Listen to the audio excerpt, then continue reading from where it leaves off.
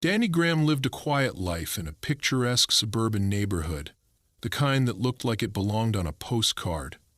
Perfectly manicured lawns, white picket fences, and identical two-story homes lined the streets. It was an idyllic setting, the kind of place people aspired to live in after years of hard work. Danny had chosen this neighborhood for its promise of peace and security, a place to enjoy after his years of service in the military. But as he sat at his breakfast table sipping his coffee, he couldn't shake the feeling of unease that settled in the pit of his stomach. The letter had arrived early that morning, tucked neatly into his mailbox alongside the usual bills and advertisements. At first glance, it appeared innocuous, just another homeowner association notice, likely about holiday decorations or lawn maintenance rules. Danny had grown accustomed to the homeowner association's regular updates, some of which were helpful, though many bordered on absurd. Still, this letter was different. It bore the bold heading, Mandatory Compliance Notice, New Homeowner Association Regulation. As Danny unfolded the letter, his eyes scanned the dense paragraphs of legal jargon until a specific line caught his attention. Effective immediately, the possession and storage of firearms within the community boundaries is strictly prohibited. He read the line again, convinced he must have misunderstood. But there it was, printed in black and white. The homeowner association, led by its overzealous president, Victoria Chase, was banning guns outright within the neighborhood.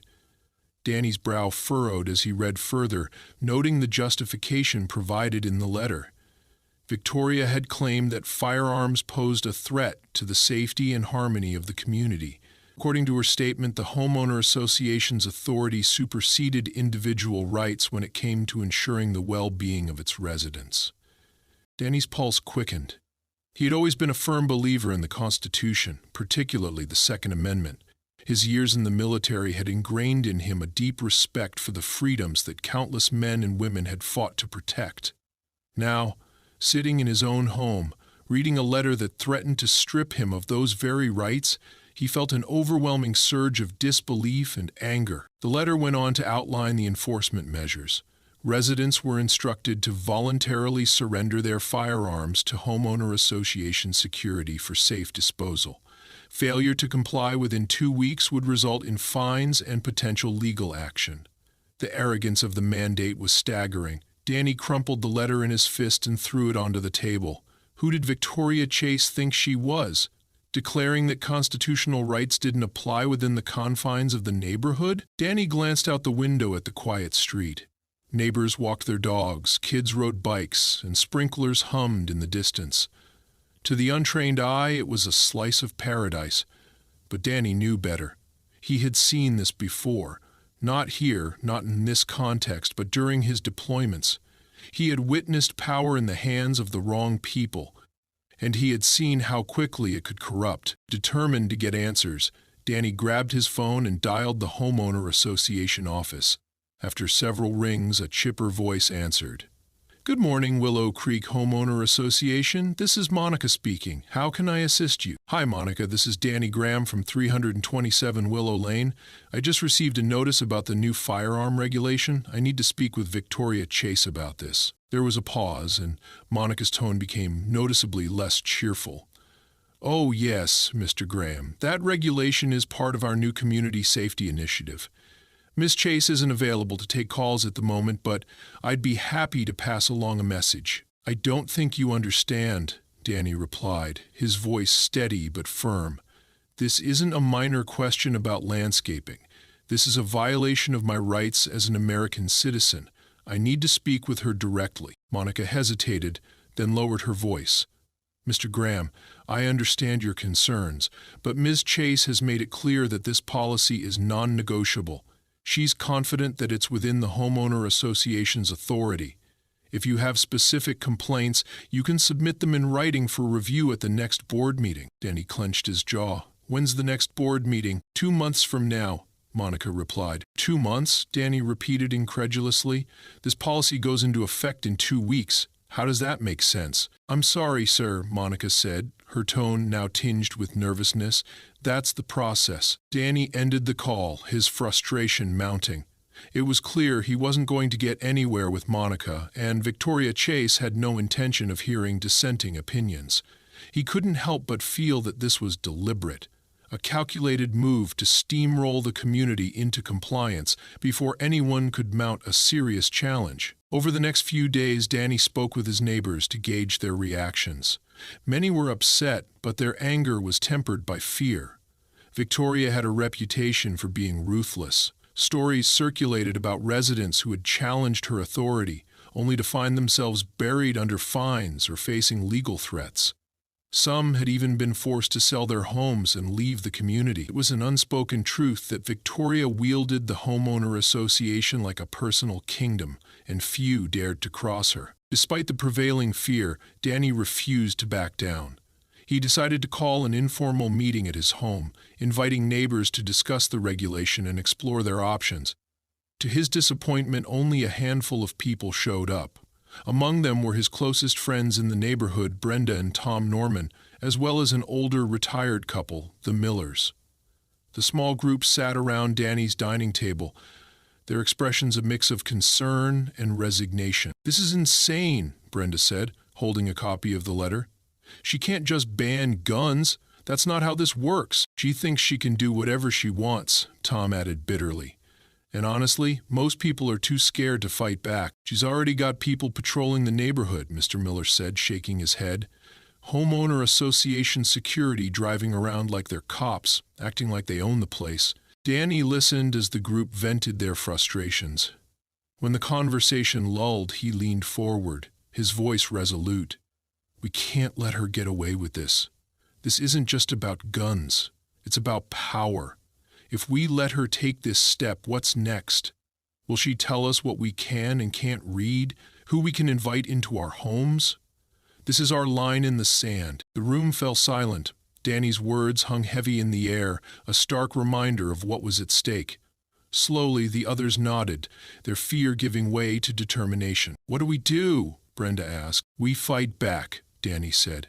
"Legally, peacefully, but firmly. She's overstepping her bounds, and it's time someone reminded her that this is still America." With the support of his small group, Danny began researching the legalities of homeowner association authority. He reached out to a local lawyer who specialized in homeowner association disputes and started documenting everything. He knew the battle ahead would be difficult, but he also knew it was a fight worth fighting.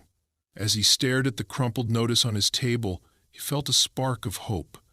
Victoria Chase had picked the wrong man to trample over. Here's an expanded and detailed second chapter. The air in Willow Creek had shifted. The usually serene and picturesque neighborhood now buzzed with an undercurrent of unease. Danny Graham, still reeling from the audacity of the homeowner association's new regulation, knew that his fight was only beginning. The informal meeting he had hosted with a handful of neighbors had solidified his resolve, but it also underscored the magnitude of the challenge ahead. Victoria Chase had woven her web of power tightly around the community, and unraveling it would not be easy. 2 days after the meeting, Danny returned home from the hardware store to find a black SUV idling outside his house. The vehicle bore the unmistakable Homeowner Association insignia, a polished emblem that Danny had come to associate with overreach and intimidation. As he parked his truck, the SUV's passenger door opened, and a man in a crisp Navy uniform stepped out. He had the rigid posture and no-nonsense demeanor of someone who believed in his authority. Danny recognized him as one of the Homeowner Association's private security officers. "Mr. Graham," the man said, his voice clipped, "I'm Officer Daniel Wright with Willow Creek Security. I'm here to conduct an inventory of your firearms as part of the compliance process." Danny stared at him, barely able to process the absurdity of the statement. "An inventory of my firearms?" he repeated, his tone laced with disbelief. "You've got to be kidding me." "I'm afraid not, sir," Wright replied, holding up a clipboard. "This is part of the Homeowner Association's enforcement measures. All residents are required to disclose the type, number, and location of any firearms on the property." Danny's jaw tightened. "And if I refuse?" Wright's expression didn't waver. "Non-compliance will be reported to the Homeowner Association Board and fines will be issued accordingly. Further non-compliance may result in legal action. Danny took a step closer, his eyes locking onto the officers. Let me make this very clear. My firearms are legally owned and stored in accordance with state and federal laws. Neither you nor the homeowner association has any authority to demand this information from me. Now, get off my property. For a moment, Wright hesitated. It was clear he wasn't used to being challenged, especially in such a direct and unwavering manner. Finally, he gave a curt nod and retreated to the SUV. Danny watched as the vehicle disappeared down the street, his anger simmering just below the surface. It was one thing to send out a letter. It was another to show up at someone's home, uninvited, with demands. Later that evening, Danny sat at his kitchen table, surrounded by a growing pile of documents and notes. He had spent hours researching the limits of homeowner association authority, poring over state statutes and legal precedents. His findings were both reassuring and infuriating. While it was clear that Victoria's gun ban overstepped her bounds, challenging it would require time, money, and expertise. The homeowner association's legal team would undoubtedly fight tooth and nail to defend her policies, regardless of their legality. Danny's phone buzzed, breaking his concentration. It was Brenda Norman, one of the neighbors who had attended his meeting. "Danny," she said, her voice tense, "you're not going to believe this. Tom and I just got a notice from the homeowner association. They're fining us for unauthorized assembly. Apparently, attending your meeting violated some ridiculous bylaw about gatherings." Danny sighed. "I'm not surprised. It's retaliation, plain and simple. Victoria's trying to scare us into submission." "Well, it's working," Brenda admitted. "Most of the people I've talked to are too afraid to get involved. They don't want to risk fines or worse." Danny leaned back in his chair, his mind racing. Victoria's strategy was clear. Isolate him and make an example out of anyone who supported him. But he refused to be intimidated. If anything, her heavy-handed tactics only strengthened his resolve. "Don't pay the fine," Danny said. "I'll talk to the lawyer I've been consulting. This isn't just about me anymore. It's about all of us." The next morning, Danny drove to the office of Karen Delgado, the attorney he had contacted earlier. Karen was a sharp, no-nonsense lawyer with a reputation for taking on powerful homeowner associations and winning. She listened intently as Danny recounted the latest developments, her expression growing more serious with each passing detail. "Victoria Chase is walking a very fine line," Karen said when he finished. "The homeowner association can enforce certain rules about property appearance and common areas, but they can't infringe on your constitutional rights. This gun ban is a blatant overreach." "What about the security officer showing up at my house?" Danny asked. "Is that even legal?" Karen shook her head. "Not without a court order. The homeowner association has no right to demand an inventory of your firearms, let alone send someone to your home to collect that information. This is harassment, plain and simple." "So, what's our next move?" Danny asked. Karen leaned forward, her eyes sharp. "We're going to hit them where it hurts, legally and publicly. I'll file a cease and desist letter demanding they revoke the gun ban and stop their enforcement measures. If they ignore it, we'll escalate to a lawsuit, and while that's in motion, we'll take this to the court of public opinion. Homeowner associations hate bad publicity. It's bad for property values." Danny nodded, feeling a renewed sense of hope. "Let's do it." Over the next few days, Karen drafted the cease and desist letter while Danny focused on rallying more support from his neighbors. He started a petition calling for the immediate resignation of Victoria Chase and the repeal of the gun ban. To his surprise, the petition gained traction quickly. Residents who had previously stayed silent began signing their names, emboldened by Danny's determination. Meanwhile, Victoria showed no signs of backing down. She issued a statement defending the gun ban, claiming it was necessary to maintain a safe and harmonious community. The statement, which was posted on the Homeowner Association's website and distributed in a newsletter, painted Danny as a troublemaker who was undermining the stability of Willow Creek. Danny read the statement with a mixture of anger and amusement. If Victoria thought she could intimidate him with baseless accusations, she was sorely mistaken. He decided to take Karen's advice and fight back publicly. With her help, he drafted a press release highlighting the homeowner association's overreach and harassment. He also reached out to local media outlets, offering to share his story. Within days, the story had gained widespread attention.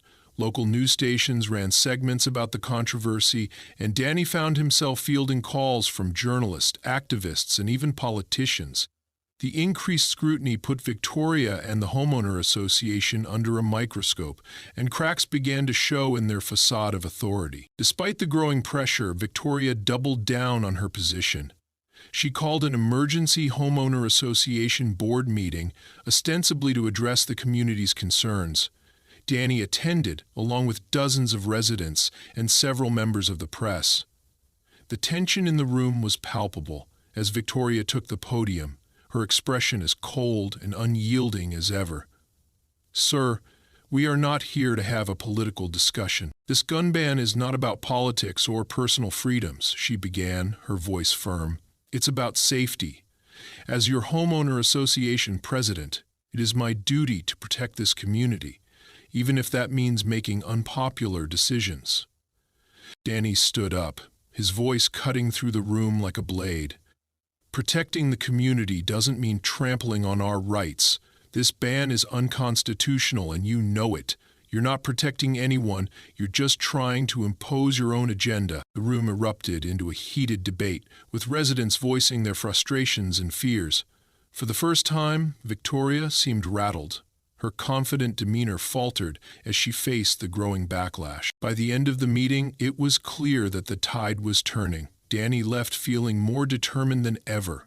The fight was far from over, but for the first time, he felt like he wasn't fighting alone. Danny Graham stood on the edge of his driveway, staring at the glossy newsletter that had just been delivered to every mailbox in Willow Creek.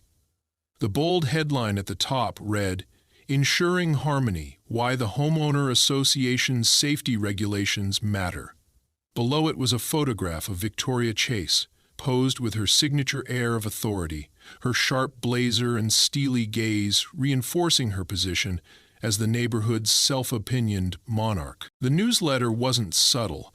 It painted Danny as the villain, accusing him of inciting chaos in the community and jeopardizing its safety with his radical refusal to comply.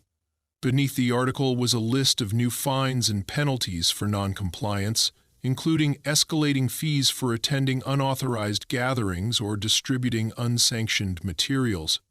It was clear that Victoria was ramping up her campaign of intimidation, determined to crush any dissent. Danny folded the newsletter with deliberate calm, though his hands shook with restrained anger. Her attempts to vilify him were backfiring. More neighbors were beginning to see her for what she truly was, a tyrant hiding behind a thin veil of bureaucracy. But Danny knew that exposing her completely would require more than just public pressure. It would require undeniable proof of her abuse of power. Later that afternoon, Danny met with Brenda and Tom Norman at their home. The Normans had become his closest allies in the fight against the homeowner association.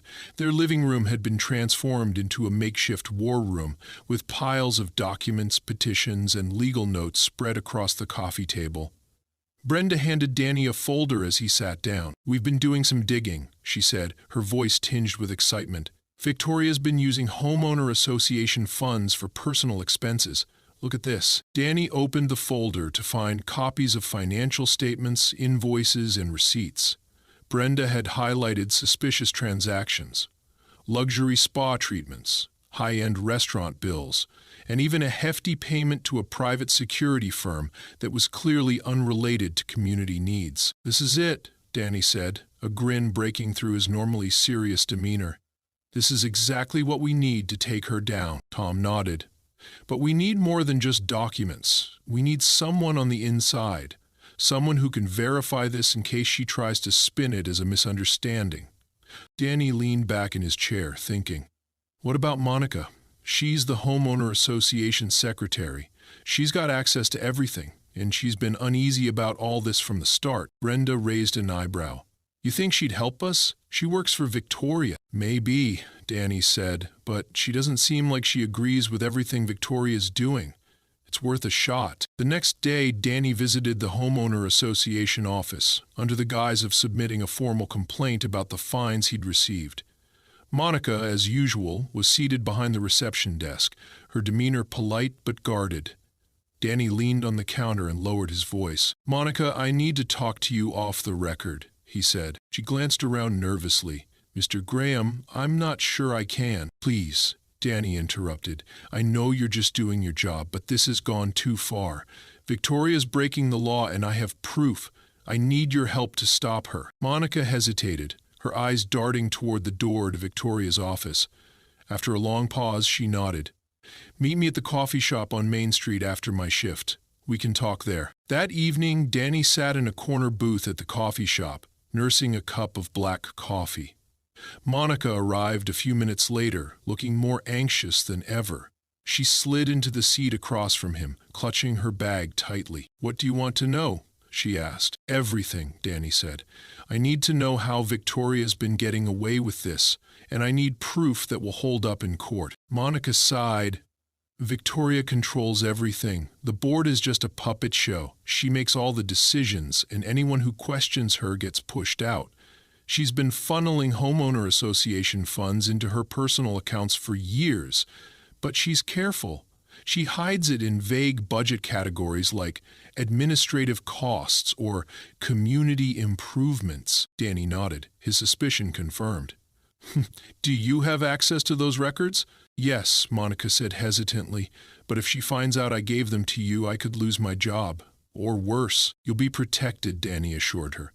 "Once this is over, she won't have any power left to hurt you." Monica reached into her bag and pulled out a USB drive. "This has everything. Meeting minutes, financial reports, emails. If this doesn't take her down, nothing will." Danny took the drive, his heart pounding. "Thank you, Monica. You're doing the right thing." The next few days were a whirlwind of activity. Danny worked with Karen Delgado, his attorney, to comb through the files. The evidence was damning. Victoria had been skimming funds from the homeowner association's budget for years, using them to fund her lavish lifestyle. She had also fabricated board meeting minutes to make it appear as though her policies had unanimous. Karen filed an official complaint with the state's attorney general, citing violations of homeowner association regulations, embezzlement, and fraud. At the same time, Danny leaked key documents to the media, ensuring that the story gained widespread attention. News outlets pounced on the scandal, painting Victoria as the villain in a gripping tale of small-town corruption. Victoria, meanwhile, refused to back down. She held a press conference, flanked by her private security team, and doubled down on her defense. "These allegations are baseless," she declared. "This is nothing more than a smear campaign by individuals who refuse to follow the rules." But her bravado couldn't withstand the growing tide of evidence against her. Residents who had been too afraid to speak out began coming forward, sharing their own stories of intimidation and harassment. The community that Victoria had ruled with an iron fist was finally rising up against her. The turning point came during a special homeowner association board meeting, called in response to the mounting backlash. The meeting was held in the community center, which was packed to capacity with residents, reporters, and even state officials. Danny sat near the front, his arms crossed as he watched Victoria take the stage. Her usual confidence seemed to falter as she faced the crowd. The questions came fast and furious, each one chipping away at her facade. Why had she spent thousands of dollars on private dinners? Why were residents being fined for minor infractions while she ignored the rules herself? Why had she banned firearms without consulting the community? Victoria struggled to answer, her excuses growing weaker with each passing moment. Finally, Danny stood up, holding a copy of the financial records that Monica had provided. "These documents show exactly where our homeowner association dues have been going," he said, his voice steady and loud enough to carry through the room. "Not to community improvements or safety measures, but to Victoria's pocket. She's stolen from us, lied to us, and abused her power. It's time we take back our community." The room erupted into applause and cheers. For the first time, Danny felt the full weight of the community's support behind him. Victoria's face turned pale as the realization set in.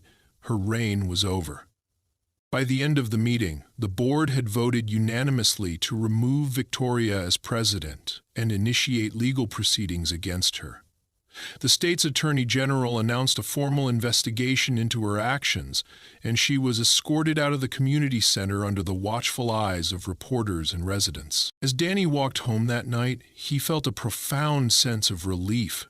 The fight had been long and exhausting, but it was worth it. He had stood up for his rights and his neighbors, and together they had reclaimed their community from the clutches of a corrupt leader. For the first time in weeks, Willow Creek felt like home again. The fallout from Victoria Chase's downfall rippled through Willow Creek like an aftershock, shaking the very foundations of the homeowner association's iron grip. For years, residents had lived under her regime, resigned to her draconian rules and unchecked authority. But now, with her removal and the looming investigation, there was a sense of liberation in the air, a cautious hope that the community might finally regain control of its own destiny. Danny Graham, however, knew better than to celebrate prematurely. Victoria's removal was a significant victory, but the battle was far from over. The Homeowner Association Board, though now purged of her influence, was still rife with internal divisions. Years of complacency and complicity couldn't be undone overnight. There was also the matter of repairing the community itself, which had been fractured by fear and mistrust. Danny's phone buzzed on his kitchen counter as he sat down with a cup of coffee. It was Brenda Norman. "Danny, have you seen the latest news?" she asked, her voice tinged with urgency. "No, what's going on?" Danny asked, already pulling out his tablet to check the headlines. "They're saying Victoria's lawyer filed a motion to dismiss the charges against her. They're claiming the Homeowner Association rules gave her the authority to act as she did." Danny frowned, his mind racing. Victoria was as tenacious as she was unscrupulous, and it didn't surprise him that she was already trying to wriggle out of accountability. Still, the evidence against her was overwhelming. He couldn't imagine any judge dismissing the charges outright. "Let her try," Danny said finally. "The truth is on our side." Brenda hesitated. "That's not all. Some of the other board members are trying to pin the blame entirely on her, claiming they didn't know what she was doing." Danny sighed. "Of course they are. Nobody wants to admit they were complicit." "We need to figure out what to do next," Brenda said. "The community's looking to you for leadership, Danny. You started this fight. People trust you." Danny rubbed his temples, feeling the weight of her words. He had never sought to be a leader. He was just a man who believed in standing up for what was right. But Brenda was right. The fight wasn't over, and the community needed direction. "Let's call a meeting," Danny said. "We'll get everyone together and figure out a plan." The meeting was scheduled for the following weekend, held in the same community center where Victoria had met her downfall. This time, however, the atmosphere was markedly different. There was no fear, no oppressive sense of inevitability. Instead, there was an energy of collective determination. Danny stood at the front of the room, flanked by Brenda, Tom, and Monica, who had officially resigned from her position as Homeowner Association Secretary, but remained deeply invested in the community's recovery. "Thank you all for coming," Danny began, his voice steady but firm. "We've taken a big step in removing Victoria, but we can't stop here. The Homeowner Association still exists, and it's up to us to make sure it serves the community, not the other way around." A hand shot up in the audience. It was Miss Langston, an elderly resident known for her sharp wit and no-nonsense attitude. "How do we do that, Danny? The Homeowner Association's rules are still in place. What's stopping the next president from turning into another Victoria?" "That's a good question," Danny replied. "And the answer is that we need to reform the Homeowner Association from the ground up. That means rewriting the bylaws, increasing transparency, and putting safeguards in place to prevent abuse of power." The room murmured in agreement, and Danny could see nods of approval spreading through the crowd. Another resident, a younger man named Eric, stood up. "What about the board members who worked with Victoria? Can we trust them to help with these reforms?" Danny hesitated, glancing at Brenda and Monica before answering. "That's something we'll need to address as a community. Some of them may genuinely want to make things right, but others might be looking to save face. Either way, we'll hold them accountable." Over the next 2 hours, the meeting became a brainstorming session. Residents shared their frustrations, hopes, and ideas for the future. Monica, who had a deep understanding of the homeowner association's inner workings, suggested forming a temporary oversight committee to review all financial records and ensure that no more funds were being misused. "We also need to rebuild trust," Monica said. "For years, this community has been divided. We need to find ways to bring people together again." As the meeting concluded, Danny felt a renewed sense of purpose. The road ahead would be long and difficult, but for the first time, he believed it was possible to build a better future for Willow Creek. In the weeks that followed, the Oversight Committee got to work. Danny, Brenda, and Monica were among its most active members, combing through years of records to identify discrepancies and uncover the full extent of Victoria's mismanagement. What they found was staggering. Tens of thousands of dollars had been siphoned off for personal expenses, from luxury vacations to high-end shopping sprees. There were also instances of double billing and inflated invoices for contractors who had suspiciously close ties to Victoria. Meanwhile, the community began drafting a new set of bylaws. The process was painstaking, requiring hours of debate and compromise, but it was also deeply rewarding. Residents who had never participated in homeowner association meetings before were now actively engaged, contributing ideas and advocating for their neighbors. One of the most contentious issues was the gun ban that had sparked the entire conflict. Some residents still supported it, citing safety concerns, while others argued passionately for its repeal. Danny, as always, stood firm in his belief that the ban was unconstitutional. "This isn't about whether or not you like guns," he said during one meeting. "It's about whether or not we have the right to make that decision for other people. The Constitution guarantees that right, and no homeowner association policy can override it." In the end, the community voted to repeal the ban, but the discussion highlighted the importance of finding common ground. Danny was heartened to see neighbors who had once been divided by fear and resentment now working together to build a stronger, more united community. As the weeks turned into months, the changes in Willow Creek became increasingly apparent. The new bylaws were ratified, establishing clear limits on the homeowner association's authority and introducing measures to ensure transparency and accountability. The board was reorganized, with new elections bringing fresh faces and perspectives to the table. Victoria, meanwhile, faced the consequences of her actions. The investigation revealed even more instances of fraud and embezzlement, leading to multiple criminal charges.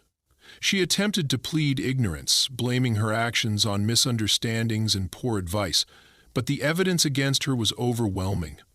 She was ultimately convicted and sentenced to several years in prison. Danny, though proud of what the community had accomplished, was ready to step back from the spotlight.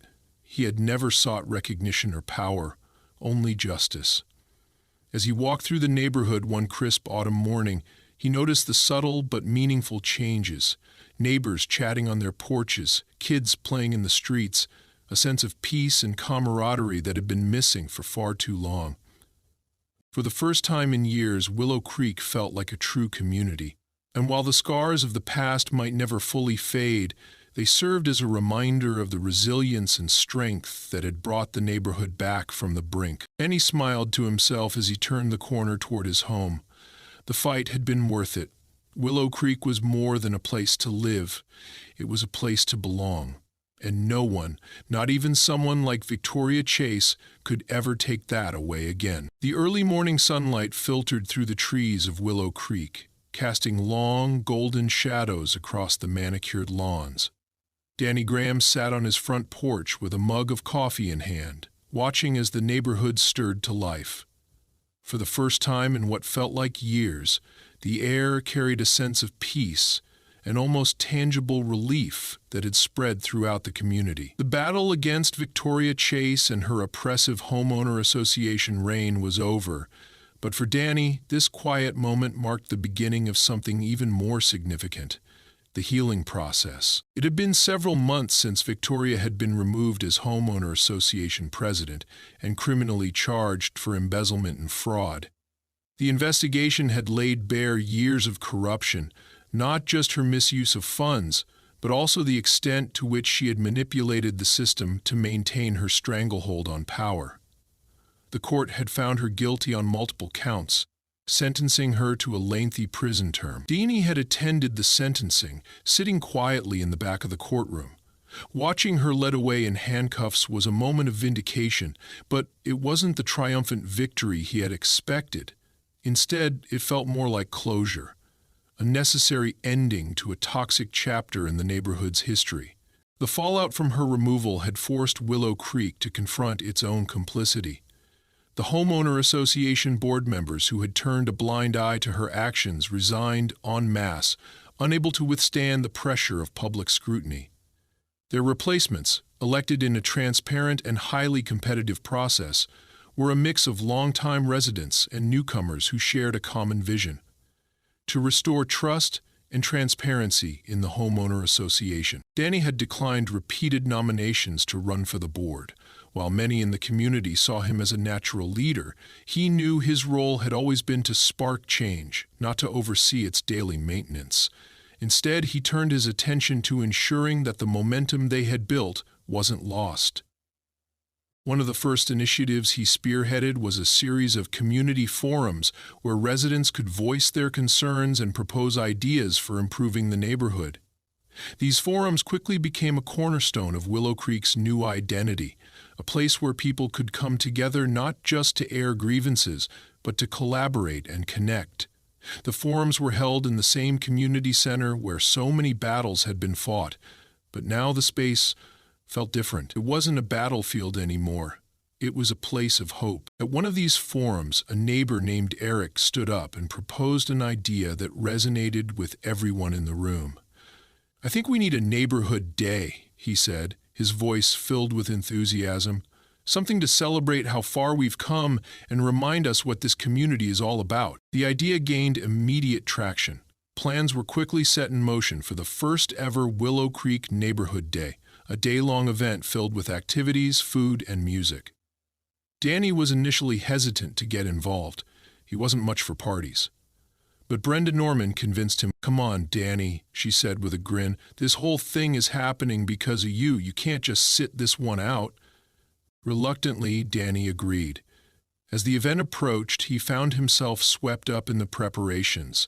He helped set up tables and tents, coordinated with local vendors, and even volunteered to grill burgers at the community barbecue.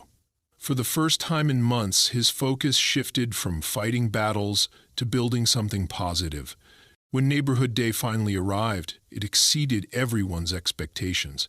Families filled the park, kids laughed and played, and neighbors who had once been divided by fear and mistrust now mingled like old friends.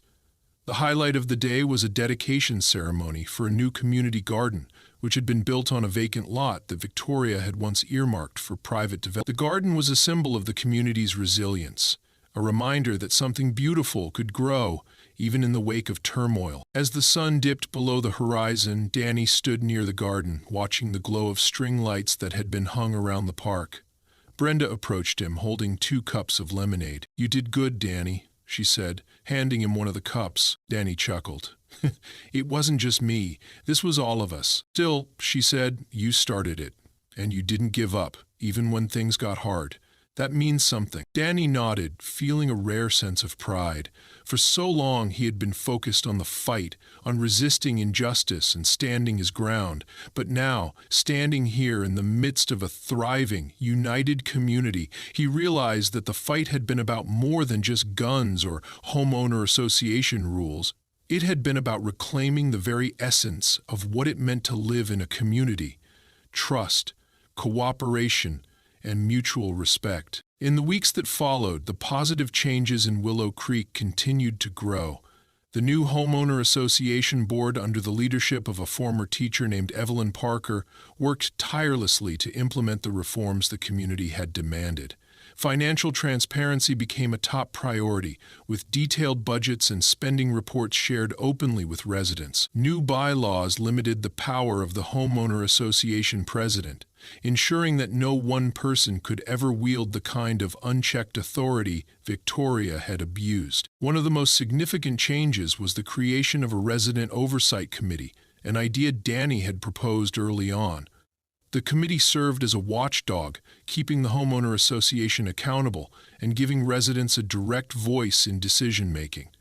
Danny declined an invitation to chair the committee, but attended its meetings regularly, offering his insights and support. As the seasons changed and Willow Creek settled into its new rhythm, Danny found himself reflecting on the journey that had brought them to this point.